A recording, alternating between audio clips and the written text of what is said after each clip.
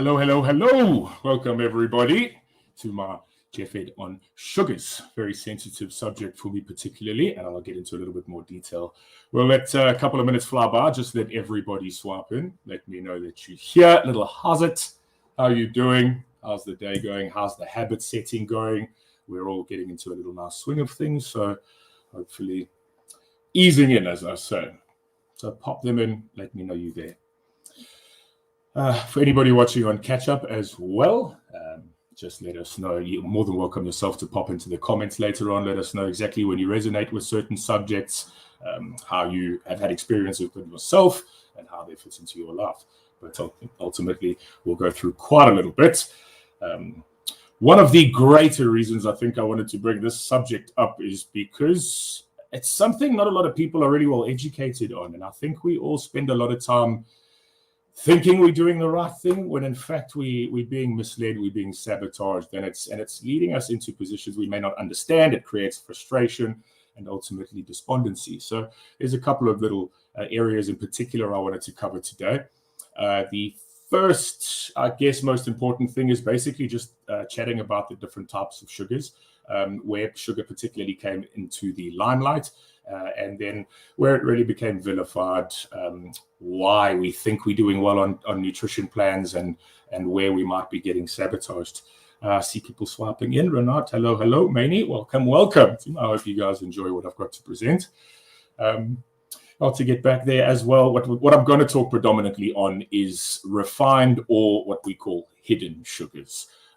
These are often in advertisement products that we might see with sports folk on the front, or ballerina posing, but active in the name, leading you to believe that this is what we should be starting the day with, breakfast of champions kind of stuff.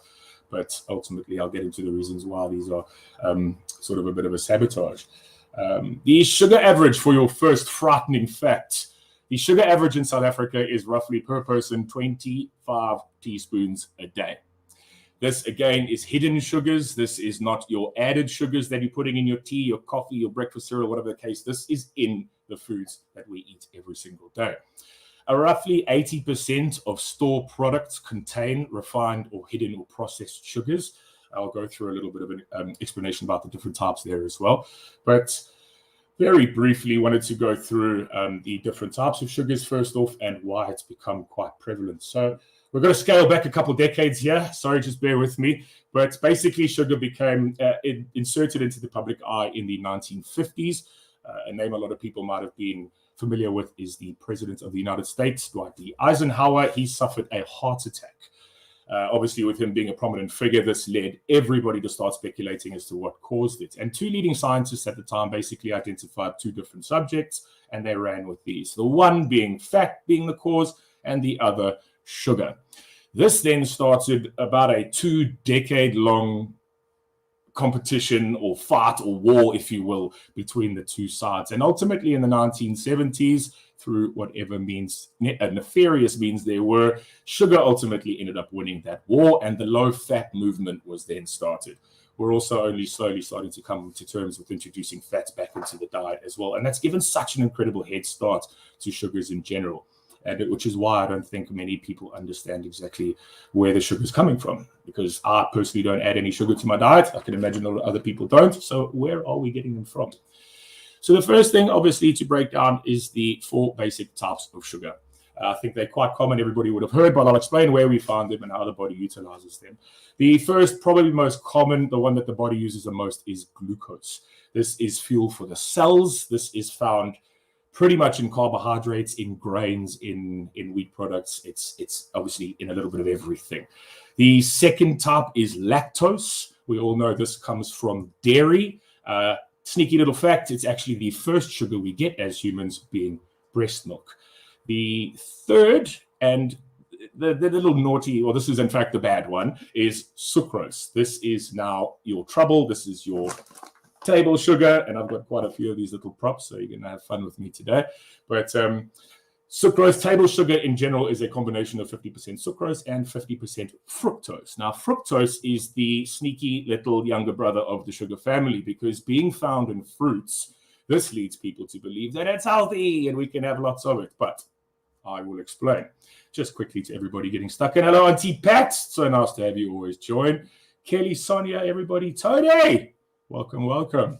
Nance, Danielle, everybody, welcome, welcome. Again, if you have any questions, don't hesitate to chuck them and I'll try and answer them when they pop up. But forgive me because I am a bit of a rambler. I get lost in myself sometimes. So having said those first little introductory bits about the types of sugars and exactly where sugar was vilified and how it came into prominence, when I say earlier on that the low-fat movement, this became an incredibly big issue because fat is pretty key in a lot of foods, not just in the health-conscious avocado nuts, but in terms of mouthfeel, in terms of texture, in terms of flavor and taste, it is hugely significant. And when you remove the fats, we remove all the good times. So what companies started then doing was replacing it with sugar, a much cheaper variant, which was widely processed in the 60s and 70s, which is called high fructose corn syrup. This, to terrify everybody a little bit, was initially developed in labs to fatten up pigs and cattle, which ultimately then, based on its cheapness and its high availability, was then started to be used as a fat substitute in our foods. So I've got a couple of little examples I wanted to bring up. They could be everyday things, maybe things that we're a little bit aware of, and exactly break down how we can start calculating sugars in food, and then just being a little bit more independent and conscious and how to physically be able to identify these different types of things. So very principally, we all know the back of what's legal in this country, the back of every single product that we have in stores has to have nutritional information. On the back of the nutritional information, it'll always give you a carbohydrate breakdown, and then right beneath that will give you of which are sugars breakdown. So very simple, laid out there for us. Quick maths will tell us 3 grams, 1 teaspoon. We're not going to go into nitty-gritty stuff. 3.17, I think it is something. 3 grams of sugar is roughly 1 teaspoon. So we'll get into that a little bit, make you frightened just now, and show you how it is in these products. Namely, the hidden aspect of things. So we'll calculate all of this in teaspoons. I hope you don't lose you with the adding of teaspoons because it's not. It's just an easy way to count. Watsabi, welcome, welcome. Valencia, welcome, welcome. So first off, the notion of the hidden sugars and what we might call perceived healthy foods. Quite simply, I think for a lot of people, a muesli with a little bit of yogurt and some apple juice would be considered a healthy breakfast, yeah? But I'll get into why that's not. And it comes down basically to where I said sugar is becoming the replacement for whole valuable fats. We consider things like apples. Apples are a brilliantly little packed food. It is a complex carbohydrate in the skin. It's a slow delivery of some really good sugars. When we condense that into apple juice, what we do is then take away all of the fiber, the ability to slow down that rate of digestion, and we're just flooding our body with sugar water effectively.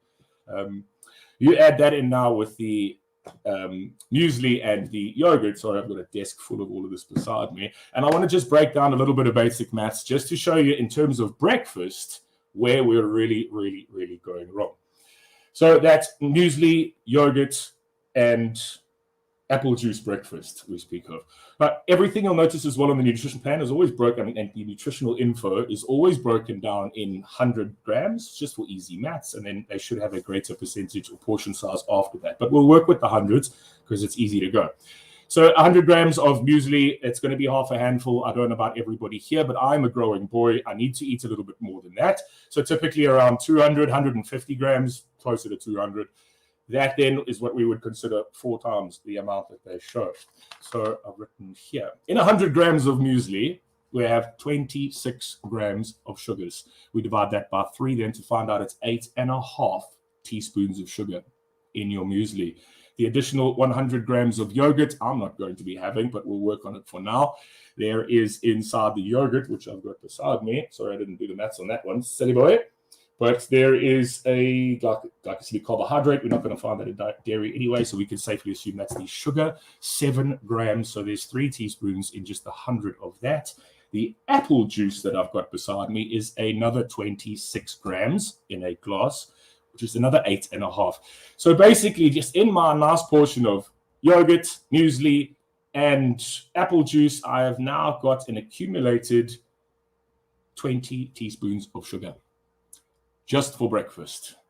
So when I told you earlier on that South Africans consume an average of 25, it could go as high as 30 in some cases, teaspoons of sugar a day, you can now start to identify where these sugars are and exactly how we can calculate them, because they're perceived healthy foods, but they are hidden, processed, or refined sugars in these foods.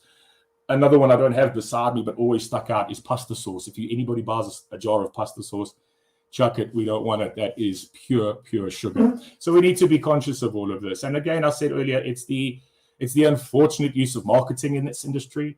Nobody's going to come out right and say that this has X amounts of sugars in it. They're always going to try and market it as a little bit healthy. So that is misleading. I've had clients in the past that have had photos of their cupboards, and it is low fat this, it is no sugar this, it's unsweetened this. And every time I see stuff like that, I just think, we just need our whole full fats.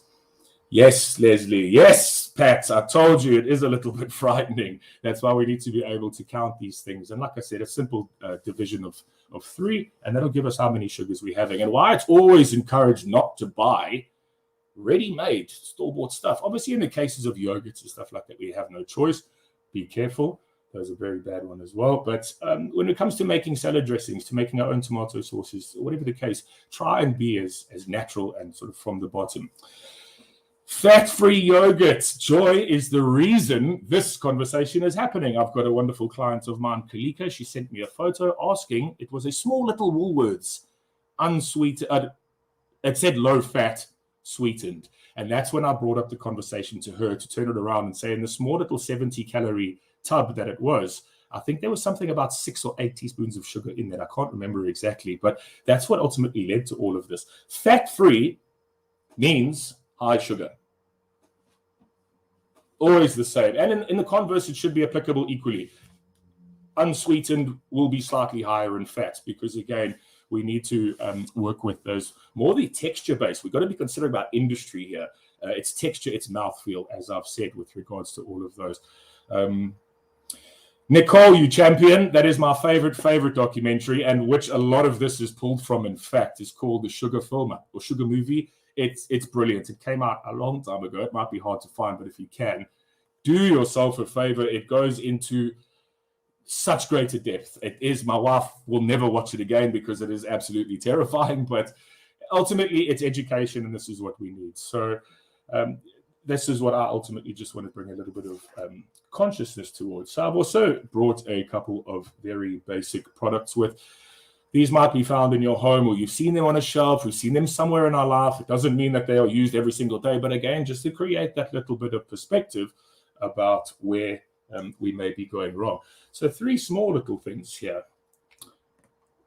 A yogurt energy clover-based drink, an iced coffee, and then good old faithful yogi sip. I think at some point in everybody's life, we've all got stuck in. Who wants to have what ruined first? While I answer a few questions. Where is the balance? If you're watching the fat content, you're high on sugars. That's ultimately where we like to just keep things natural and wholesome. There are no added fats in natural foods. As I discussed with the apple being its perfect little combination of carbohydrates, sugars, slow rates of digestion. We don't need to mess with that. If we want to squeeze out 4 apples to get a glass of juice, then we're going to be introducing the sugar to 4 apples. So we need to be more conscious of things like that. There is a lot of alarm around those areas. So I'm trying to get to the comments.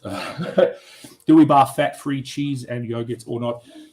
Again, looking at calculations, you would need to just identify what's high fat versus what's low fat. When fat, like I said, is removed, sugars are introduced. So if you're looking at normal, beautiful foods, there is no real worry. And which is why, Jeff advocates proteins, fats, and carbohydrates in our meals, because that's where we get them from. We don't have to be picking them up from our ready-made, whatever the case is. So let's start. The iced coffee, which is quite popular. My wife absolutely loves it. Just in a small coffee, I'm not a fan of it, so I don't want to waste money on a big one. But in this bottle of 250 milligrams, there is 21 grams of sugar divided by 3, 7 teaspoons. 7 teaspoons. No, don't start stressing out about what's here, adding fruit to stuff. Your portion sizes are calculated. The meal plans that are issued are calculated. This is all perfectly within realm, and why you see us give such good results to the people that commit. So don't stress at all. I'm talking more upon things that are advertised as as super, super healthy. So when I made reference to the muesli, I actually used the Jungle Oats. It's the muesli brand. It's got nuts, it's got berries, and it's just standard muesli. So that's what's advertised now as perceived health. But it's not. It's sugary nonsense. So all you're going to do is just flip over the back of a couple of things, identify which is the lowest in sugar, which is the lowest in fats, which is the best source of what, and that's what we stick with. Fruit and veggies, most of your health markets will always have a less processed version of what's sold at your more mass chains. So stick with those to the best of your effect. I feel like I'm creating a lot of panic here now. But you should all focus on it. Yes, what I wanted to do actually earlier on that I've forgotten now was with regards to these, see, I get excited and I just chat. But with regards to the apple juice, I did make mention that there are 8.5 teaspoons of sugar in your apple juice. So what I did was to bring, and that's just a glass, that's a 250 ml glass. That's what everybody typically has. So here I've got my sugars. And as we go in with 8 teaspoons of sugar, that's 6, 7, and 8. If I gave this to stir to you and said, here you go, breakfast, would you consider that healthy?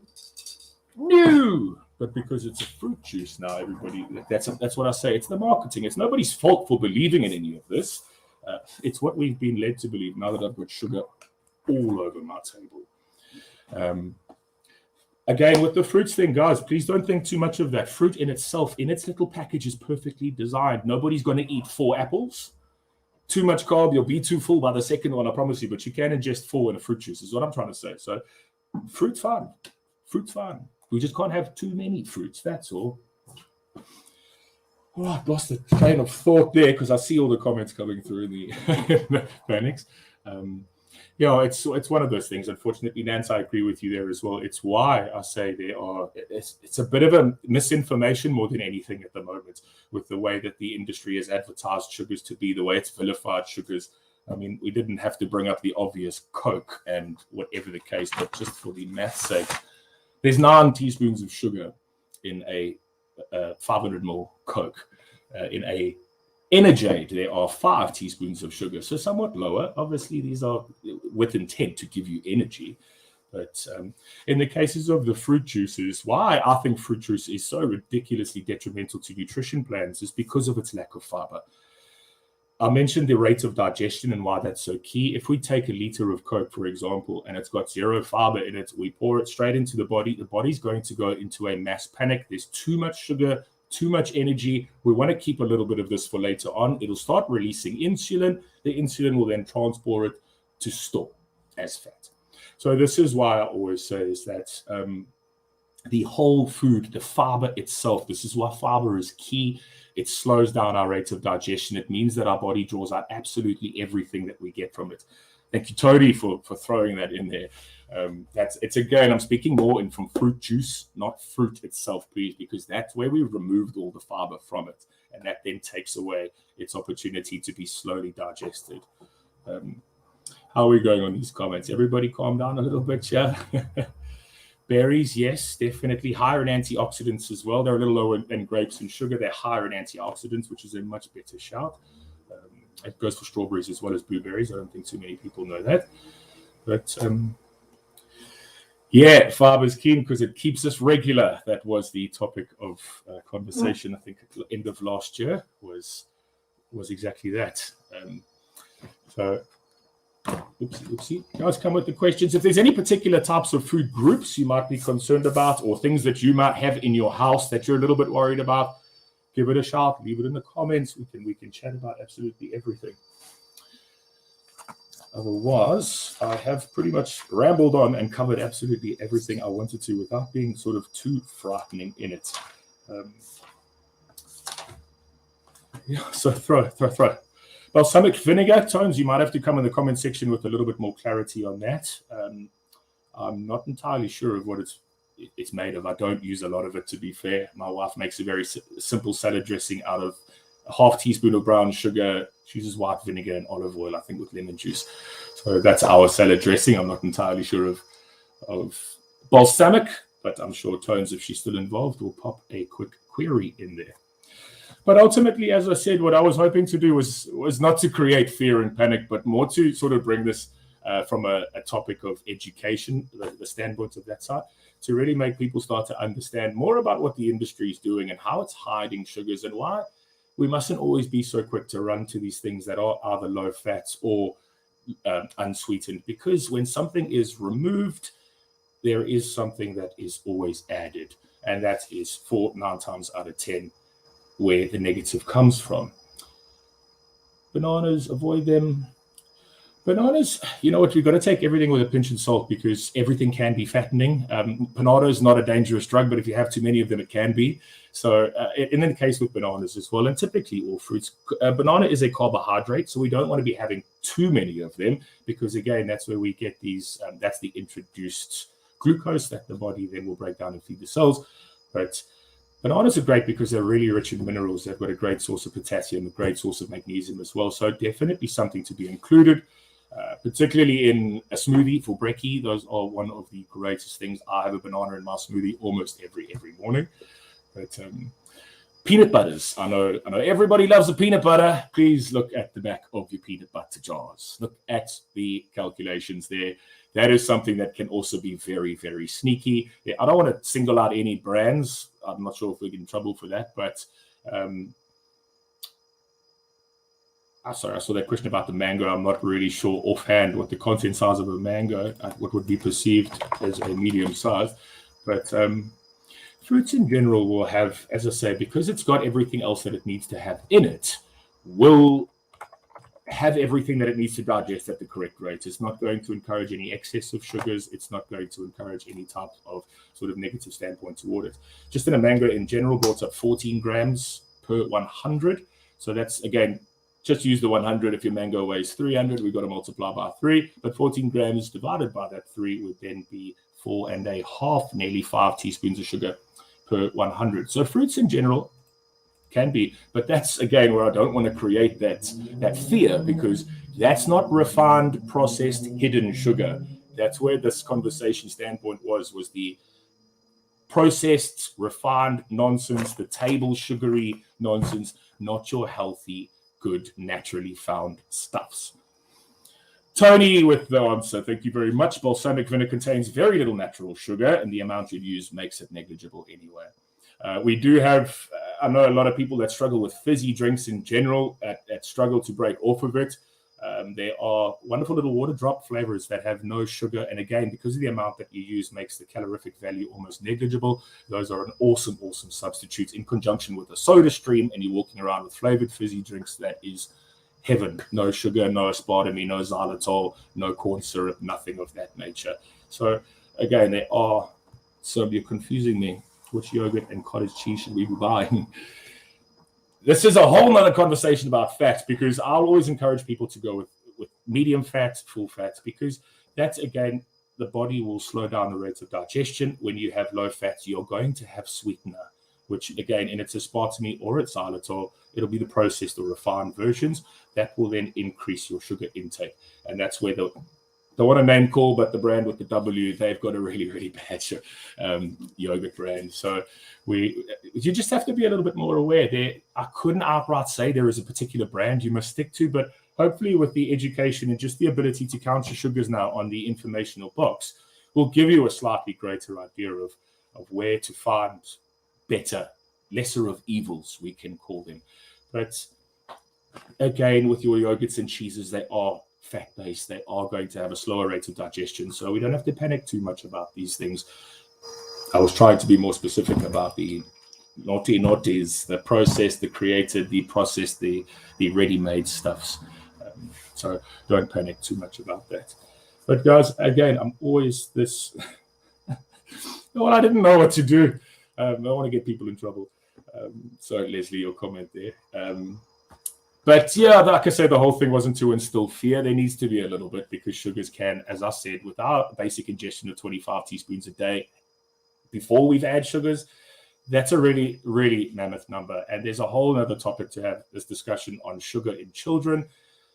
My mother flat out refused when the school asked her to put me on ADHD medication. Having now got the education I have from back then, I know I was on a high sugar diet and I shouldn't have been medicated. So there's a whole other topic of conversation in that regard to come. But sugars in general, chocolate addicts, stick to the dark chocolate as a lower sugar, 1 block a day as per your plan. But team, if there aren't any more questions, I want to thank everybody for giving me the opportunity to chat. I hope I didn't get a little bit too confusing at some points. I know there was a lot of numbers and a lot of sort of fear came out at once, but those were extreme examples I was trying to create to bring in that little bit of fear. But it's not the case purely across the board. This is where just that simple little calculation of the sugars, being able to identify how much is in what food, will be able to lead you forward. So again, with the low-fat milk and the normal full cream milk, make your choices. Look at the back. They are pretty close. There's no need to negate the other one. I think per 100, it's 3 and 3.1. That's how close they are. So there's no real difference in that. So you've got the knowledge now. Get out there. Identify the products you're working with a little bit as well. And if just for a useless bit of information, we calculate calories by dividing the kilojoule size by 4. So if you see it's got 2,000 kilojoules divided by 4, it's got 500 calories. And then you can look at the sugar. So a couple of little numbery things there. Sugar is divided by 3 to get tablespoons, and the kilojoules divided by 4 to get the overall calories. So team, again, thanks everybody for joining me. I will be doing one of these every single month. The next in my series will be the origin of diets, Banting, paleo, keto, whatever the case, exactly where they come from, which particular human being they were designed for, why they might not be working for you, whatever the case is. So please keep a lookout for that date, and we'll meet up again soon. So I just wanted to say again, thanks everybody. Have yourselves an incredible Monday.